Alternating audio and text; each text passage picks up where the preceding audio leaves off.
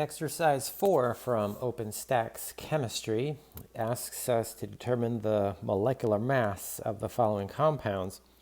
Now, these substances do not give us a molecular formula, but just this structure.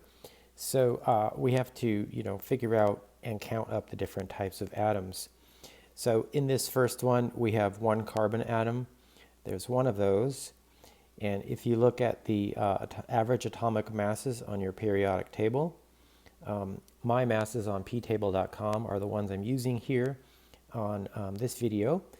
But you can multiply all of your atomic weights by the number of atoms present. So there's one carbon.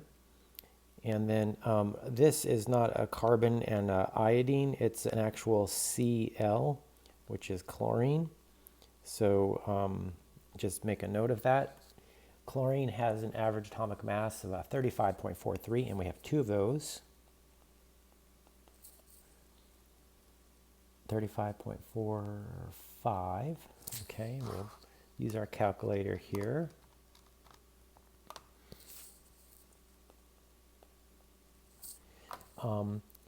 And oxygen, we have one of those, and the average atomic mass is 15.999. And we want to add all of these up to compute our molar mass. So this one here, I'm coming up with 98.91. And you have your choice. You can use units of AMU, which is atomic mass units for one single molecule, or grams per mole for a whole bunch of molecules. And I will just write AMU. It's easier for me to write. In this next one, it looks like we have two carbons and we have two hydrogens. Okay, so carbon,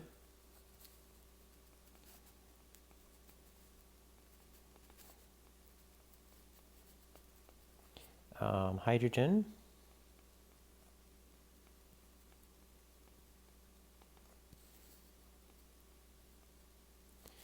and then we want to add all of those up.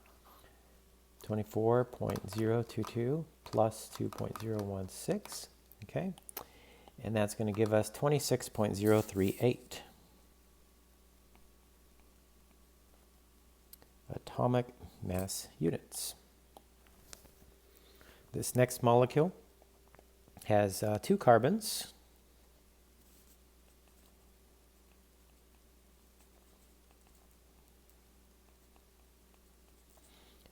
It has two hydrogens.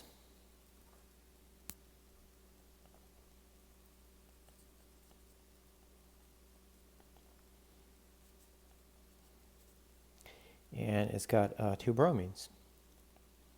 Bromine is located in the halogens, or group 7 of your periodic table.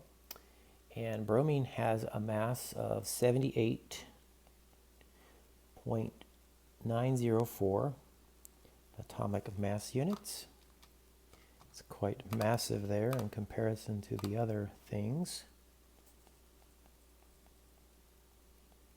Okay, and we want to add all of those up.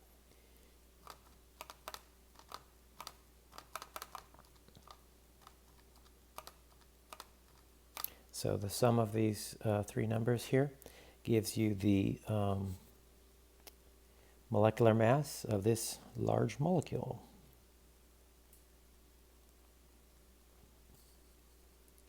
And as a general rule, we don't round off the digits here for the masses we calculate from our periodic table. We just leave it all in there. Okay, so this next one is actually sulfuric acid. And we've got 4 oxygens.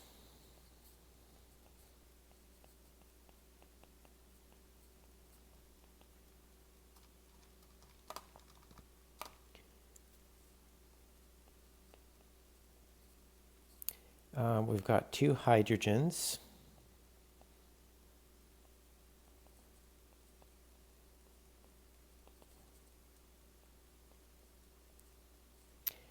And we've got a sulfur.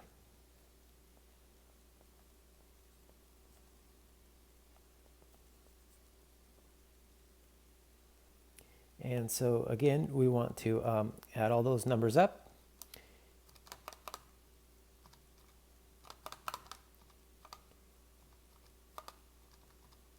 And we get a molar mass of 98.072. Okay, so yeah, that's how you do this problem. Thanks for watching, and please subscribing if you like to see these videos.